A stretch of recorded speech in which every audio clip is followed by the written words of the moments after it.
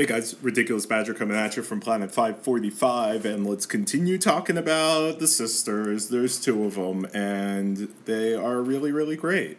So what we've determined that what makes the X different from Stella unique here, the extra hit that you have an opportunity to get is a sure hit skill that scales at decent damage. You get this hit not randomly like Wings of Eternity or Mysterious Wind, but you get this hit when you kill a stack, so you want to kill a stack. It's so important to you. Otherwise, you've got Mysterious Wind, and while that is helpful, it's not going to be in a straight-up fight what turns the tide of the battle. And in order to explain this, we have to kind of get into some probability math here. I hope at one point to make a series to kind of talk about this concept more, because probability math will help you so much when trying to determine what should you invest in. And once you start to get into it, you'll be able to see what are good options, what are not necessarily bad options, but are very specialized options, or something that is very rare. In general, you want to make sure that you have the capability to utilize your investments as often as possible.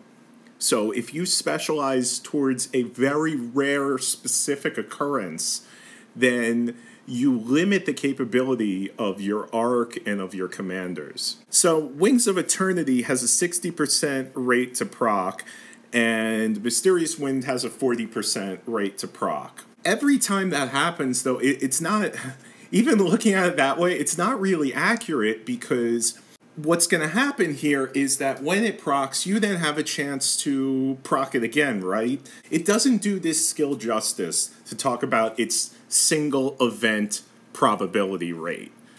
You have to talk about what happens when it procs, that it's still then on top of it, it has the same probability to proc again. So this is a compound event. 60% of the time, Wings of Eternity procs, it's going to proc it again. You get a whole new turn. 40% of the time, Wings of Eternity procs, it's not going to proc it again. Why? Because that's the probability of it procking or not procking on a regular turn anyway. That still holds. What this means is that 40% of the time, you are not going to get a Wings of Eternity proc at all. However, 24% of the time, you're going to get a single Wings of Eternity proc. It's going to proc, and then on the new turn, you're not going to proc. 36% of the time, you're going to have Wings of Eternity proc, and then it's going to proc again. You're going to get 2 triggers out of it. But when you get 2 triggers out of it, you get another chance to trigger it. So 40% of that time, it's not going to proc. And then 60% of that time, it's going to proc again. So what that means is that you're going to have a 21.6% chance of proccing Wings of Eternity 3 times. You have almost a 13% chance that it's going to proc 4 times, giving you 5 turns. Even into that point, like, it's still above 1 out of 10. More often than 1 out of 10 times with a Stella, you're going to get 5 hits. That's huge. Now imagine if you put Armageddon Hull or Dominion Hull on her. If you put Armageddon Hull or Dominion Hull on her, it's a multiplicative 10% increase, but that's compound again.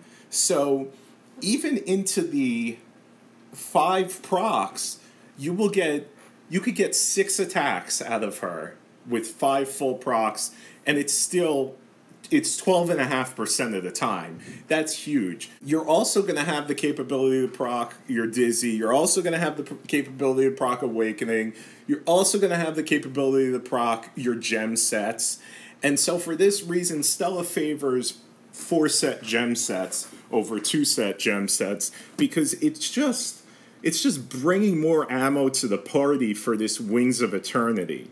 So for this reason, Stella is great as a 1-slot buster. She's going to get, there's such a huge probability that she's going to get even 5 attacks in a row.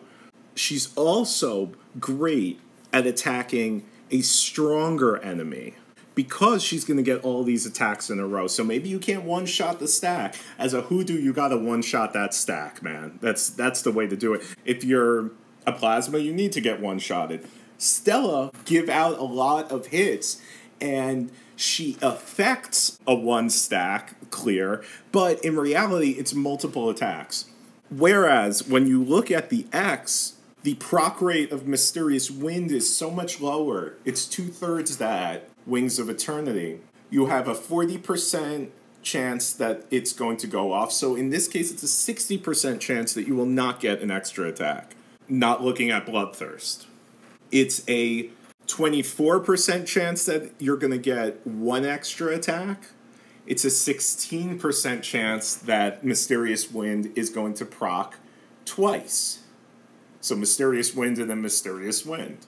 So then, by the time you get to even your third proc, so Mysterious Wind, Mysterious Wind, Mysterious Wind, then you're down to 6.5% of the time.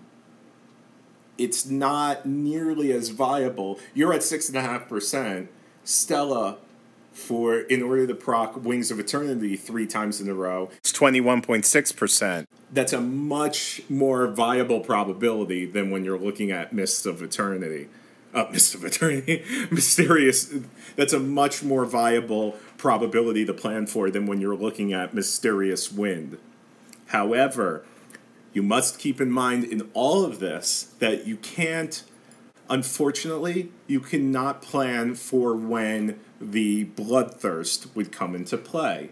Because remember, you don't need to kill 10 and 11 and, slots in a row. You need to kill 2 slots. And there's also collateral damage from your awakening, from all of your gems, etc.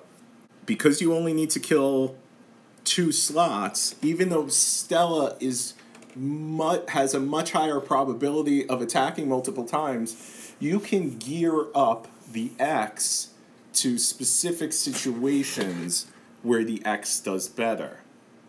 So rather than looking at the probability math of Mysterious Wind like we did for Stella, what is impactful for the X is looking at ways to increase her damage in order to ensure that she kills a slot. And that's going to come into play with gear. She's going to be much, much more concerned with actually hitting the stack than Stella is.